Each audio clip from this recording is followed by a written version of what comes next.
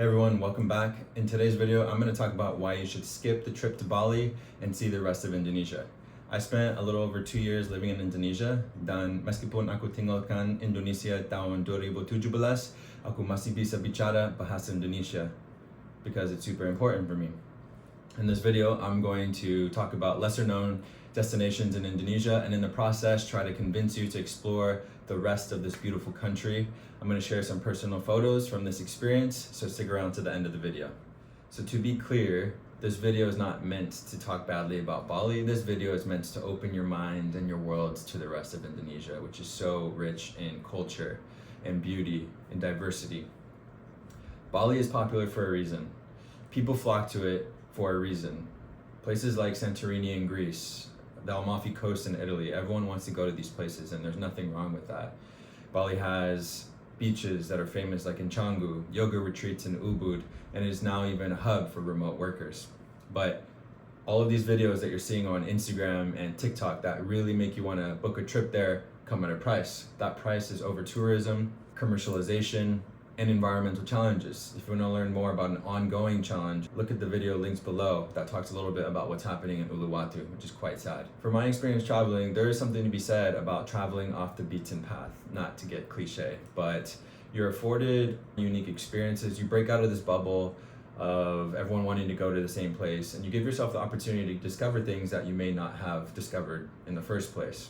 While Bali has its charms, there's so much more that Indonesia has to offer, and there's an entire world that I'm begging you to go explore. The crazy thing about Indonesia, which you may not realize, is that it is comprised of 17,000 islands, 6,000 of which are inhabited by people. And the even crazier thing is that each island has its own unique culture and language and food and everything. And so for me, when I was living there, it was incredible to just island hop and feel like I was in a completely different planet. I'm gonna highlight a couple islands specifically because I actually lived with two host families, one in Java and one on Madura, and they were only separated by a little bridge called the Suramadu, the Surabaya Madura Bridge, and talk about the differences just to give you an idea. So the first thing I'm gonna talk about is language.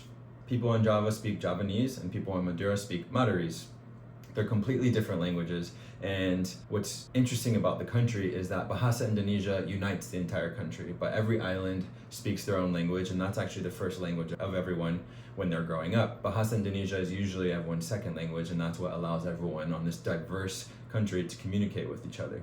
So to give an example of the differences, in Java, thank you is Matur Nuwun, and on Madura it is Matur Sakalongkong. So it's vastly different, and those are even different from Indonesian, which it's terima kasih.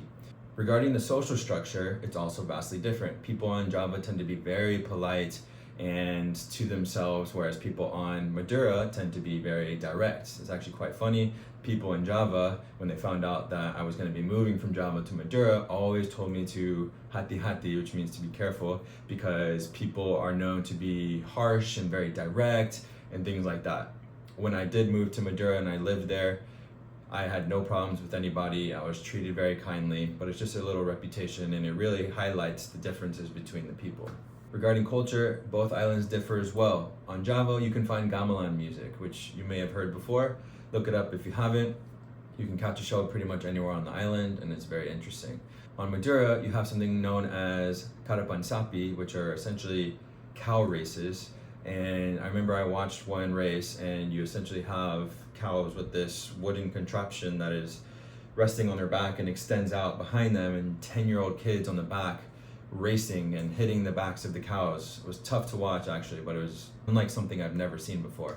That also shows you the difference between the two islands. And this is just two examples out of 17,000. Now let's talk about natural wonders. One of my favorite parts of Indonesia, honestly one of the most beautiful places I've ever had the privilege of living in. First thing I want to talk about is Sumatra. So in Sumatra, towards the northern tip, you can go to a little village and you can actually spend time with orangutans that are both half wild, which means they've spent some time in captivity or time with humans, and then fully wild, which means they're out on their own and they do as they please. This was an incredible experience. I went there with my best friend. We went hiking, we got to interact with them, and I even had an opportunity to give a banana to an orangutan as we were hiking. Take a look at this photo. what is that?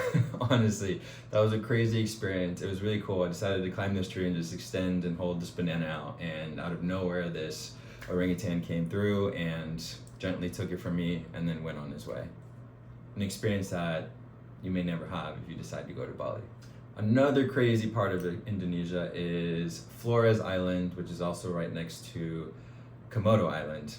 This is an incredible place for diving. I did a liverboard here for 3 nights and it was spectacular. I recall diving with these giant manta rays, and what was interesting was that they tend to hover around these feeding stations, and so you pretty much just have to descend in the water and you get to hang out and just witness majestic creatures in their natural habitat. Take a look at this picture. So if you can see, I was on the bottom of that picture and you could see its size relative to me. That was an incredible experience. I was just laying on the bottom of the seafloor and just watching these amazing creatures just gently glide around. Absolutely amazing, and I'll never forget it. And yet another amazing place in Indonesia, I'm now going to take you to the island of Lombok. Lombok is home to Indonesia's second highest volcano, Mount Rinjani. I spent some time hiking to the peak of this volcano. It was one of the most difficult experiences of my life, but also one of the most rewarding and stunning places I've ever been, because you have these incredible views of the rest of the island. You can even see some other islands when it's very clear.